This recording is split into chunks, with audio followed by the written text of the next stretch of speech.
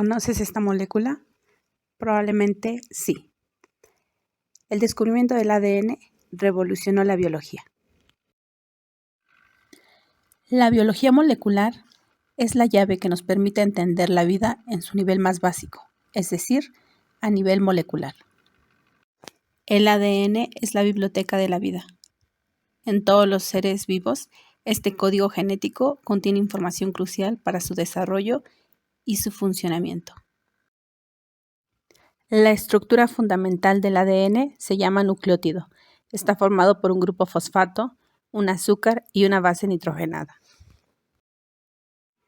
Existen 5 bases nitrogenadas: las purinas, adenina y guanina, y las pirimidinas, citosina, tiamina y uracilo.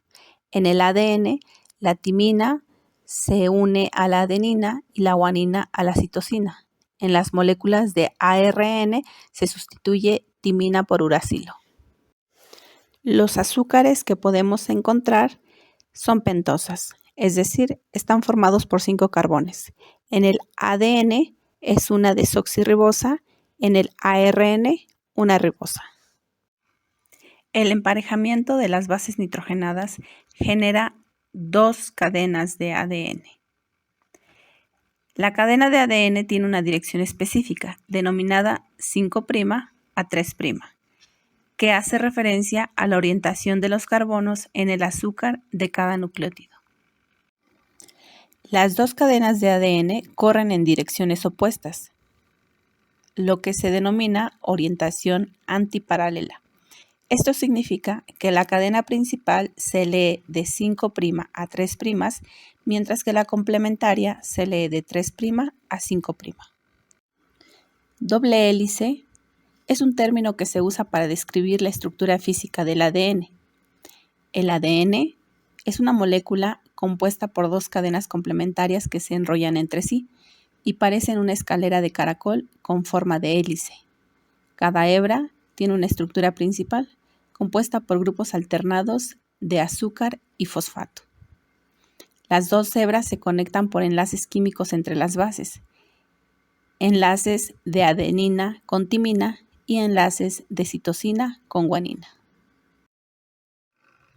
El superenrollamiento del ADN se refiere a la torsión de la doble hélice de ADN sobre sí misma, lo que conduce a la formación de una superhélice. La combinación de esta superhélice de ADN y proteínas llamadas histonas generan la estructura de la cromatina. La cromatina se compacta y se condensa en estructuras llamadas cromosomas. En los humanos, al igual que en la mayoría de los mamíferos, la información genética está contenida en 23 cromosomas.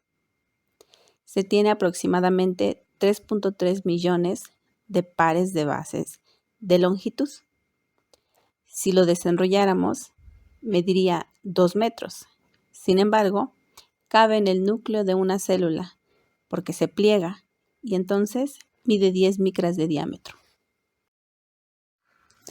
Los genes son la unidad fundamental de la herencia que pasa de padres a hijos.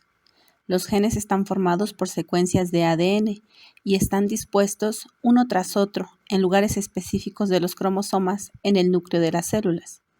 Los genes contienen información para elaborar proteínas específicas que conducen a la expresión de una característica o rasgo físico concreto, como el color de pelo o de los ojos, o que tiene una función determinada en una célula.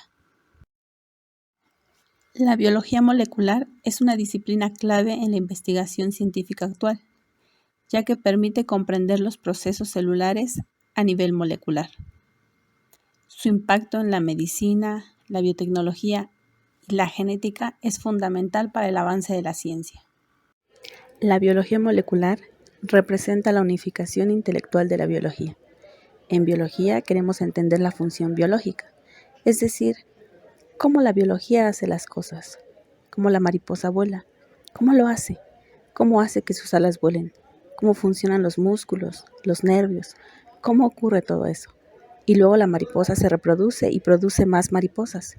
¿Cómo ocurre todo eso? queremos entender las funciones biológicas. En el siglo XX se abrieron dos formas de estudiar la biología. Una de ellas se llama bioquímica. La bioquímica es la idea de que podemos entender la vida fraccionándola en pequeños pedazos y estudiando los componentes individuales. La bioquímica es el estudio de los componentes individuales purificados del resto de la vida, un componente separado del resto. A menudo, de todos los componentes, los más interesantes son las moléculas llamadas proteínas. El otro punto de vista, totalmente complementario, también comenzó a principios del siglo XX, y eso fue la genética. Los genetistas hacían exactamente lo contrario. Estudiaban un organismo menos un componente. Todo el organismo quitando un componente. Ahora, ¿cómo le quito un componente? En la naturaleza existen mutantes. Un organismo mutante es un organismo con exactamente un defecto. Los genetistas no sabían lo que faltaba. Aquello que faltaba lo llamaron gen. Durante 50 años, los bioquímicos hicieron bioquímica. Los genetistas hacían genética. Dos formas complementarias de estudiar la vida. La primera gran unificación ocurrió a mediados del siglo XX y fue el reconocimiento de que había un vínculo íntimo entre los genes y las proteínas. A ese vínculo entre genes y proteínas es a lo que llamamos biología molecular. Los genes son ADN, codifican las instrucciones para las proteínas. En la década de 1970 se produjo una revolución que hizo posible purificar genes individuales y trabajar con ellos. A eso se llama ADN recombinante, de tal manera que puedo leer un gen y averiguar qué proteína está codificando, o puedo tomar una proteína y averiguar qué gen la codifica.